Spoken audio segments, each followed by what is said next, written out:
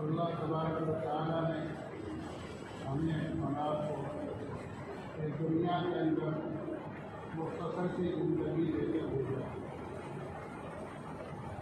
اور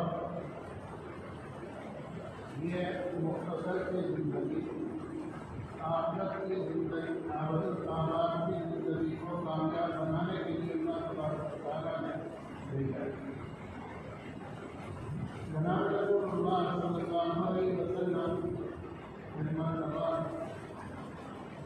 تشریف میں جا رہے تھے، ساتھ کے ساتھ جانسار صحابہ رضوان اللہ تعالیٰ نے اجمعین کی ایک گھاٹے مانتا ہوا سمندر راستے میں چڑھا۔ جناب رسول اللہ صلی اللہ علیہ وسلم نے اس گھاٹے مارتے ہوئے سمندر میں اپنی ایک انگلی ڈبائی اور اس کو داخل کر کے اس کو نکالا اور معلوم کیا کہ اے صحابہ بتلاؤ کہ اس پانی کو جو میری انگلی پر لگا ہے اس کو اس گھاٹے مارتے ہوئے سمندر سے کیا ملامت ہے، کیا نسبت ہے؟ جانسار صحابہ نے عرض کیا یا رسول اللہ، یہ جو انگلی پر پانی لگا ہے یہ خطرہ بھی مشکل سے ہوگا اور یہ گھاٹے مارتا ہوا جو سمندر ہے اس کے ساتھ اس کی ایک قطرہ پانی کو کوئی مناسبت نہیں۔ جناب رسول اللہ صلی اللہ علیہ وسلم نے ارشاد فرمایا کہ نیکی بات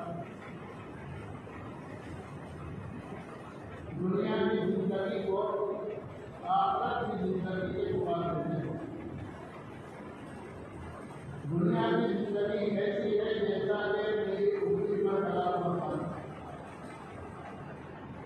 اور آخرت کی ابد الآباد کی زندگی وہ ایک گھاٹے مارتے ہوئے سمندر کی طرح ہے، بلکہ یہ تصویری نام اس لیے کہ یہ گھاٹے مارتا ہوا سمندر ایک نہ ایک دن ختم ہو جائے گا اور آخرت کی ابد الآباد کی جو زندگی ہے وہ ہمیشہ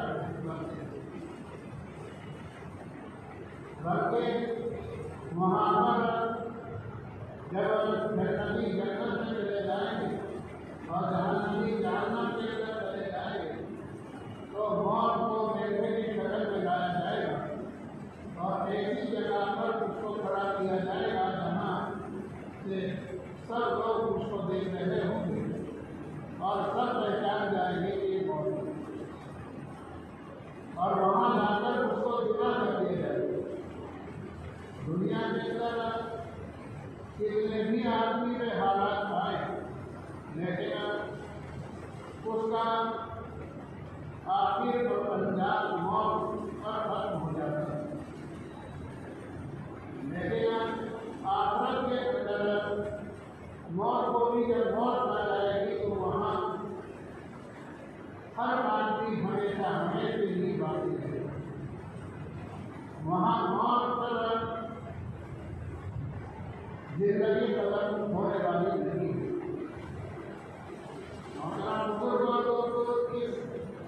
مختصر کی زندگی ہے. ہم جو کام کرتے ہیں اچھے یا برے اس میں اللہ تبارک و تعالیٰ یا فرشتوں کا کوئی فائدہ نہیں. ترمذی شریف کے اندر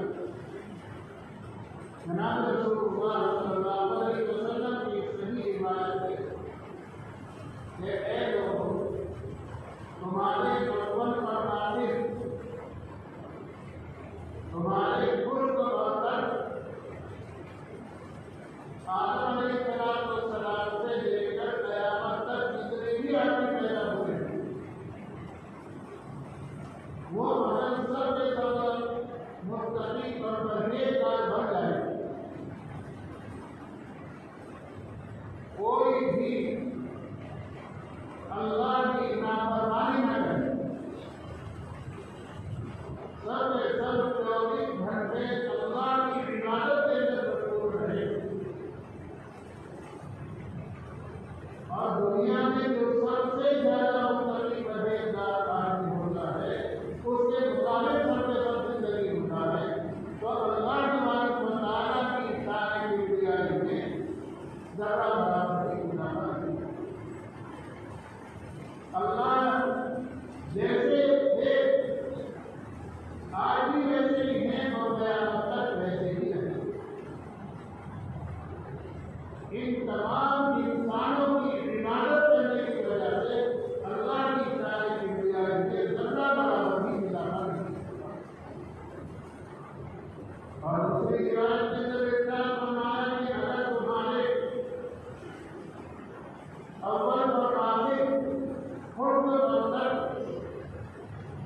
اور آدم علیہ السلام سے لے کر قیامت تک جتنے بھی انسان ہیں یا انسان پیدا ہوئے یا ہوں گے وہ سب کے سب اگر اللہ تبارک و تعالیٰ کی نافرمانی کرنے لگے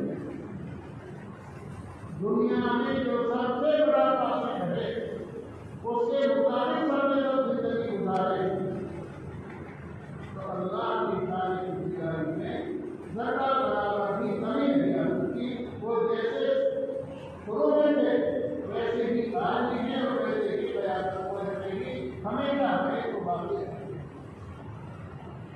اس کا مطلب یہ ہے کہ جتنا ہم عبادت کرتے ہیں یا جتنی ہم نافرمانی کرتے ہیں وہ ہمارے اپنے ہی لیے ہے. اللہ تبارک و تعالیٰ کا نہ اس میں کوئی نفع ہے اور نہ اس میں کوئی نفع ہے. اللہ تبارک و تعالیٰ نے اس آیت کریمہ میں جو میں نے حضرات کے سامنے بھی تلاوت کی ہے اس کے اندر فرمایا وَأَرْمَانًا خَالَ مَقَامَ رَبِّهِ وَرَأَى النَّفْسَ عَنِ الْهَوَىٰ فَإِنَّ الْجَنَّةَ هِيَ الْمَأْوَىٰ. جو آدمی اپنے رب کے سامنے کھڑا ہونے سے ڈرا اور خواہشات نفسانیات سے وہ رکا رہا جنت اتر گیا. آدمی یہ سوچتا ہے کہ اگر میں نے حکومت کے خلاف کوئی بات کر دی تو انہیں یہ دم دینا ہے. انہیں طرح طرح کی اذیتیں اور تکلیفیں دی جائیں گی. اس سے ڈر کر وہ کوئی کام نہیں کرتا. حکومت کی خلاف ورزی نہیں کرتا ہے. لیکن آج ہمیں آخرت کا ڈر نہیں. آخرت کا ہمیں محترم بزرگوں کو جیسا ڈر ہونا چاہیے ایسا نہیں. ہمیں اللہ تبارک و تعالیٰ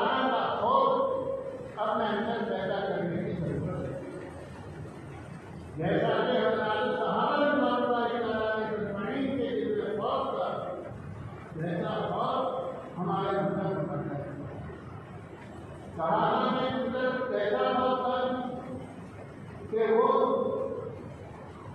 جانور کو دیکھ کر یہ بولتے تھے کہ کاش میں جانور ہوتا اور ان سے کوئی حساب کتاب نہیں۔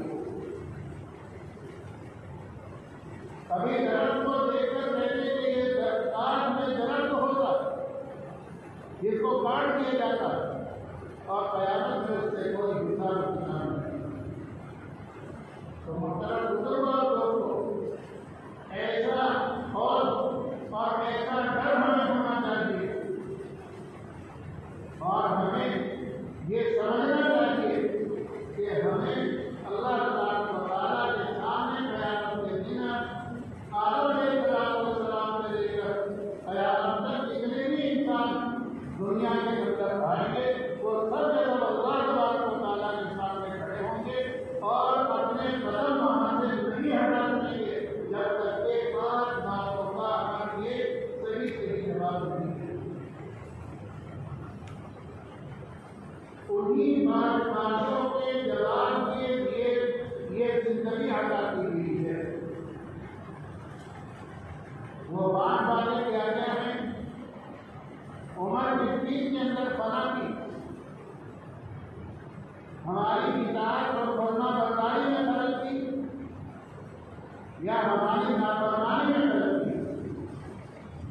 جوانی کی چیز کے اندر گواہی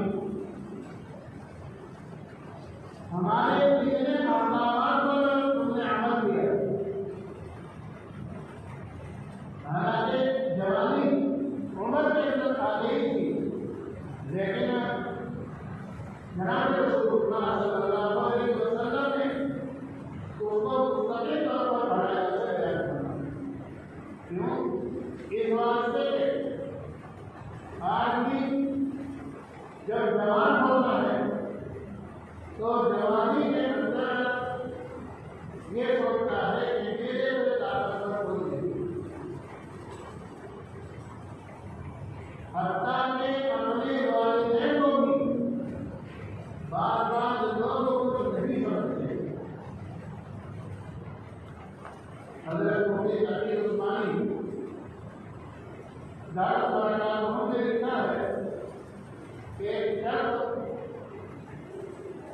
نے اپنے ایک بچے کو دنیاوی تعلیم دی۔ ہمیں چاہیے کہ ہم پہلے اپنے بچوں کو دیندار بنائیں، دینی تعلیم دلائیں تاکہ اسے معلوم ہو کہ والدین کا کیا حق ہے، اسے معلوم ہو پڑوسیوں کا کیا حق ہے، اسے معلوم ہو کہ بڑوں کا کیا حق ہے، چھوٹوں کا کیا حق ہے۔ اگر ہم صرف اس کی ایسی تعلیم اور ایسی تربیت کریں گے کہ جس سے اس کو حقوق کا کوئی علم نہ ہو تو پھر اسی طرح کے حالات میں آئیں گے جیسا کہ حضرت مفتی تقی صاحب دارت برکاتہ نے لکھا ہے۔ حضرت نے لکھا ہے کہ ایک شخص نے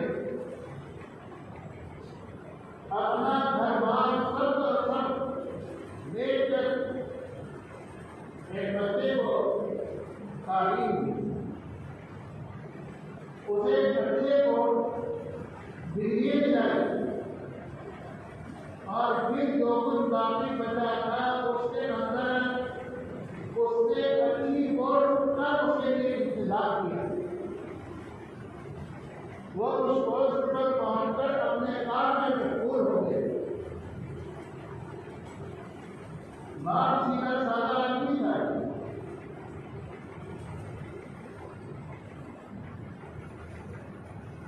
اس کے دل میں بھی داڑیاں پیدا ہوا کہ میں نے اپنے لڑتے جگر کو، اپنے نور نظر کو، اپنے بیٹے کو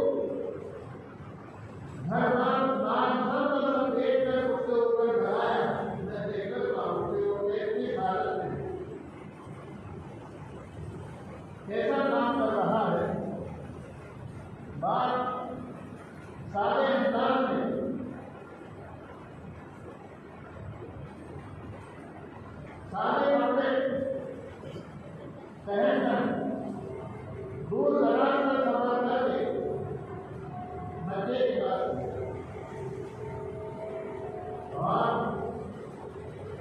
وہاں دیکھا کہ بچہ اپنے دوستوں اور احباب کے ساتھ محض گفتگو ہے اور وہ ان کے ساتھ ہنس بول رہا ہے، ہنسی مذاق کر رہا ہے، بات کر رہا ہے کہ میں نے جو بچے پر رقم لگائی تھی وہ کامیاب ہو گئی۔ اسی دوران اس کے ساتھیوں نے معلوم بات کے بارے میں معلوم کر لیا کہ یہ کون ہے۔ اس نے انگریزی میں ایک لفظ کہا، بات اس کا مطلب نہیں سمجھ سکا، لیکن وہ لفظ اس کو یاد رہا۔ جتنا باپ کو وہاں ٹھہرنا تھا وہ ٹھہرا، اور ٹھہرنے کے بعد وہاں سے جب واپس آیا، اپنے مقام پر پہنچا، اپنی بستی میں پہنچا، تو اپنی بستی میں پہنچ کر کسی انگریزی جان سے معلوم کیا کہ لفظ کے کیا معنی ہے، تو انہوں نے بتایا کہ اس لفظ کے معنی ہے گھر کا بنانے۔ محترم بزرگوں دوستو، اگر ہم بچوں کی تربیت صحیح نہیں کریں، انہیں پڑوسیوں کے حقوق نہیں بتائیں گے، انہیں ماں باپ کے حقوق کی تعلیم نہیں دیں گے، تو پھر ایسا ہی جواب دیں گے اور ایسی ہی باتیں سننے کو ملے گی۔ حضرت مفتی احمد صاحب اللہ تعالیٰ کے طور پر سے محبت فرمایا کرتے تھے کہ ایک وقت وہ تھا جب لوگ یہ کہا کرتے تھے کہ حضرت ہمارے لیے دعا کر دیجیے کہ ہمارے بچے دیندار بن جائے، آپس کے حقوق کو پہچاننے والے بن جائے، اور اب جو حقوق پاتے ہیں ان کے اندر یہ لکھا ہوا ہوتا ہے کہ حضرت ہمارے لیے دعا کر دیجیے کہ ہماری اولاد ہماری پٹائی ہو۔ محترم بزرگوں دوستوں، اسی لیے جناب رسول اللہ صلی اللہ علیہ وسلم نے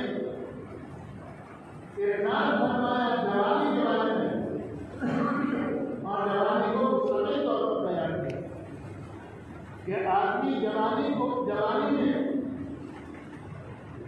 اپنے ماں باپ کو بھی نہیں سمجھتا ہے، یہ سمجھتا ہے کہ جیسا دنیا میں کوئی نہیں ہے۔ تو اللہ تبارک و تعالیٰ نے یہاں جب پیش ہوگی تو سب سے پہلے سوال کیا جائے گا عمر کی 30 کے اندر نمائی، اور دوسرا سوال ہوگا کہ جوانی کی 30 کے اندر ترقی، تیسرا سوال ہوگا کہ مال کہاں سے کمایا اور کہاں پر ترقی۔ ہمارا بزرگوں دوستوں، آج ہمارا عام لوگوں کا یہ دستور بن گیا ہے کہ پیسہ حرام ہے، چاہے حرام طریقے سے آ رہا ہے چاہے حرام طریقے سے آ رہا ہے، لیکن یاد رکھو کہ اللہ تعالیٰ نے حرام میں برکت رکھی ہے اور حرام میں ہرگز برکت نہیں ہے۔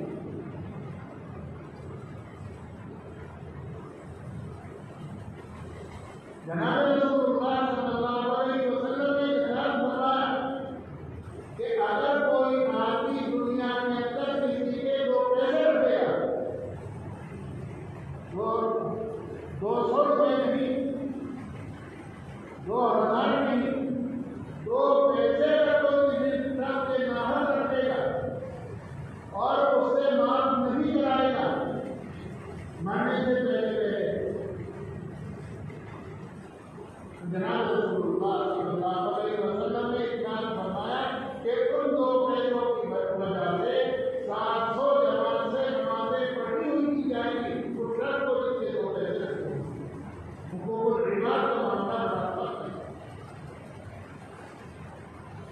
اس لیے محترم بزرگوں کو تو یہ نہیں سمجھنا چاہیے کہ ہم مال کما رہے ہیں تو یہ ہمارا مال ہے. ہمارا مال صرف وہ ہے جو جائز طریقے پر ہم نے کمایا ہے، اور اس میں سے بھی جو ہم نے استعمال کر لیا یا جو کھا لیا وہ ہمارا ہے، اور جو رہ گیا وہ دوسروں کا مال ہے.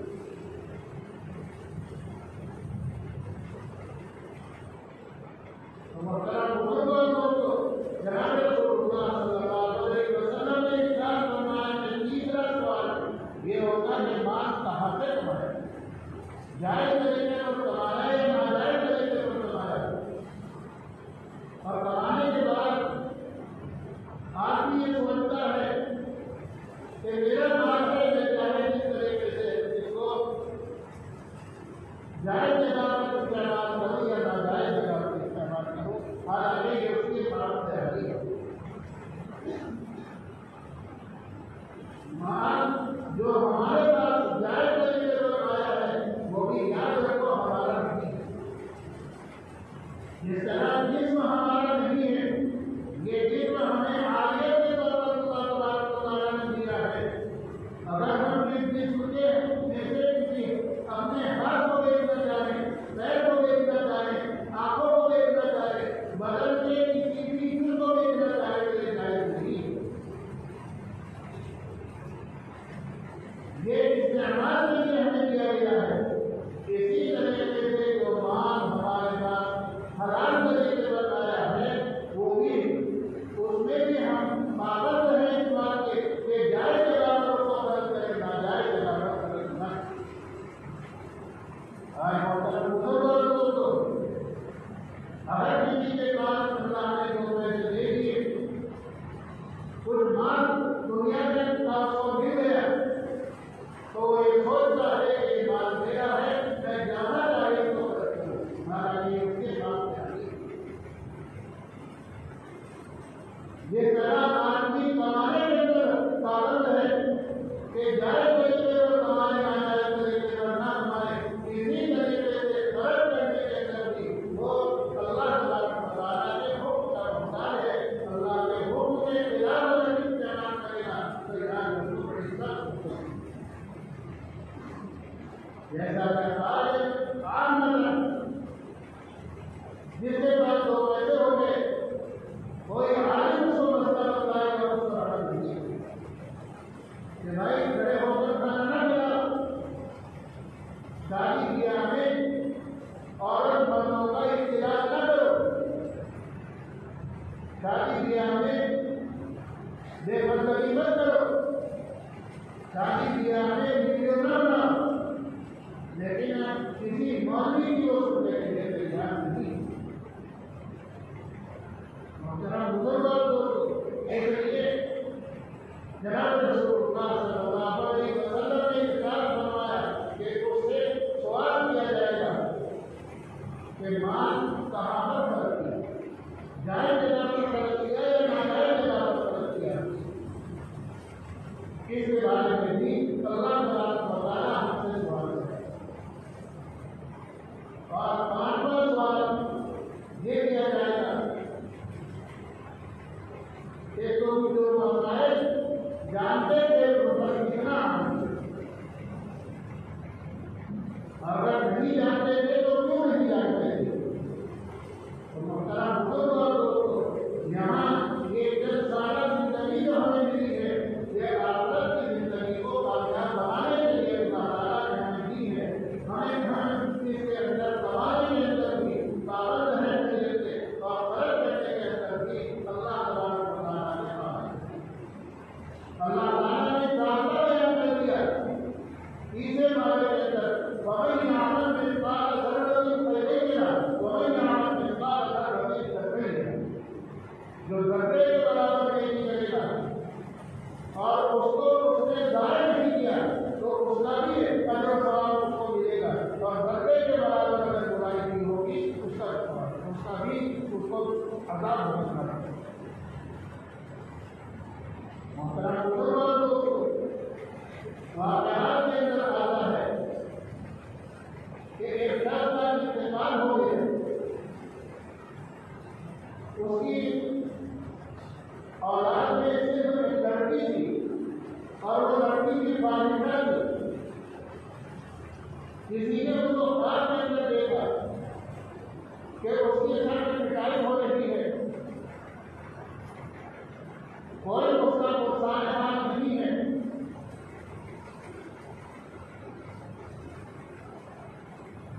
یہ خواب دیکھنے والا اسے قریب گیا اور اس سے معلوم کیا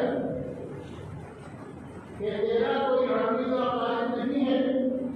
اس نے کہا کہ میرا کوئی حدیث و عقائد نہیں ہے جو میرے لیے سارے سوال کر دے. میری ایک لڑکی ہے اس کا چال چلن بھی غلط ہے اور وہ آواز کنٹوں کے ساتھ رہتی ہے.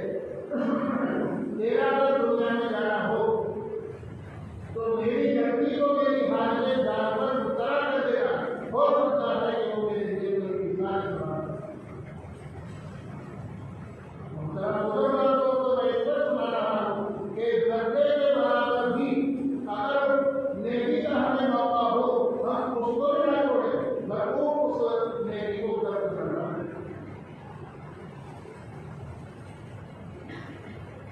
یہ بات دیکھنے والا صبح کے وقت میں بیدار ہوا اور اس کو پکڑا رہا جو ٹرک میں بتلایا تھا. یہ بات دیکھنے والا اس وقت پر پہنچا اور جا کر اس کے بارے میں معلومات کی اور کہا کہ یہاں کوئی انسان کی لڑکی رہتی ہے. لوگوں نے بتایا کہ یہاں رہتی ہے لیکن وہ تو فارغ ہے. دوستوں احباب کے ساتھ نہ معلوم کی ہے پر وہ مزے اڑا رہی ہو. یہ بات دیکھنے والا اس کا وہاں اس کے قریب پہنچا اور دیکھا کہ وہ لڑکی وہ ہمارے لڑکوں کے ساتھ مزے میں مست ہے. اس نے اس کو آواز دی. ایک لڑکی وہاں سے اس کے قریب آئی. اس نے پورا واقعہ سنایا کہ میں نے والد کو خواب میں دیکھا ہے اور اس کی بڑی سخت پکڑ ہو رہی ہے اور بڑی پٹائی اس کی ہو رہی ہے. تو اس سے اگر کچھ ہو سکے تو اس کے لیے سارے سوال کریں. محترم بزرگوں کو تھوڑی دیر اس نے بند کیا اور پھر محل کے قریب گئی اور محل میں سے تھوڑا سا پانی اٹھا کر زمین پر اس طرح ڈالا اور کہا کہ میرے پاس والد کے سارے سوال کے لیے صرف یہ پانی ہے. اس کے علاوہ میرے پاس اور دیگر والد کے سارے سوال کے لیے نہیں ہے. اور اس کے بعد پھر دوستوں اخبار کے ساتھ وہ جس طرح پہلے سے مجبور کی محفوظ کے طرف اسی طرح مجبور ہوئی. اس بات دیکھنے والے نے اگلے دن خواب دیکھا کہ اس کی بیڑیاں ہو گئی ہیں اور اس کو جنت میں داخل کر دیا گیا ہے. میں داخل ہوا اور اس نے کہا کہ تیری لڑکی نے کوئی مثال سوال تو کیا نہیں تھا. تو اس بات نے کہا کہ اس لڑکی نے جب پانی اٹھا کر زمین پر پھینکا تو ایک چھوٹا سا جانور تھا جو پیاس کی وجہ سے جان دینے کے قریب تھا. یہ پانی اس جانور کے منہ میں پہنچا اور اس کی جان بڑھ گئی. اسی وجہ سے تو محترم بزرگوں دوستوں اللہ تبارک و تعالیٰ کی یہاں ذرے ذرے کا حساب ہو. یہ نہیں سمجھنا چاہیے کہ چھوٹی بیٹی ہے اس سے کیا فائدہ ہوگا. نہیں, چھوٹی بیٹی کا بھی فائدہ ہے. اور اگر ہم زیادہ بیٹے کریں گے آپ کہتا کہ رمضان کا مہینہ آ رہا ہے, سیزن کا مہینہ ہے. سیزن کے اندر آدمی اپنے گھر بار اور اپنی جائز ضرورتوں کو بھی بارہ سال رکھ کر مشغول ہو جاتا ہے اپنی سیزن کے کاموں میں. تو ہمیں بھی چاہیے کہ ہم جہاں تک ہو سکے اپنے اس سیزن کے زمانے کو محترم بزرگوں کو کام میں لائیں اور جہاں تک ہو سکے ہم قرآن پاک کی تلاوت میں, نوازی میں, تراویح میں اور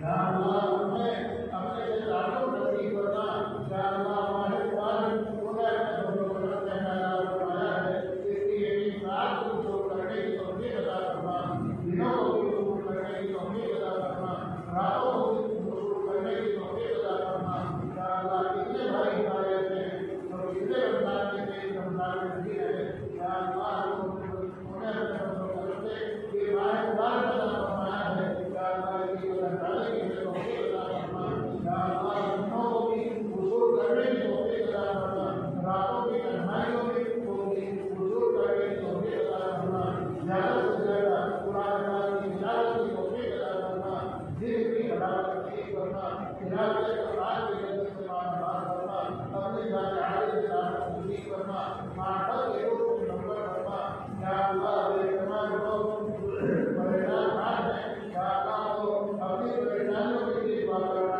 چاہتے ہیں، نہیں کہہ سکے تو ابھی ان کی بات مقبول ہے، ہر ایک کسی کی دعا کو جانتا ہے، یا اللہ سب کی جائے دعا کو پورا فرما، یا اللہ سب کو روزہ رکھنے کی توفیق عطا فرما، یا اللہ ہماری تراویح کو قبول فرما، ذکر و اذکار کو قبول فرما، جتنی دعائیں حضور اکرم صلی اللہ علیہ وسلم نے اس ماہ مبارک سے مانگی ہے ان سب کا حضور سے سوال کرتے ہیں ہمیں، اور کوئی مدد کو عطا فرما، جیسا ہمیں پڑھنا چاہیے ہے، یا اللہ ہم بھی پڑھنا مانگتے ہیں تو پڑھنا نصیب فرما، ہمارے مساجد کی حفاظت فرما، مدارس کی حفاظت فرما، مقاصد کی حفاظت فرما، خانقاہوں کی حفاظت فرما، دینی اور تبلیغی مراکز کی حفاظت فرما، یا اللہ جو پریشان حال ہیں ان کی پریشانی سے تو واقف ہے، یا اللہ سب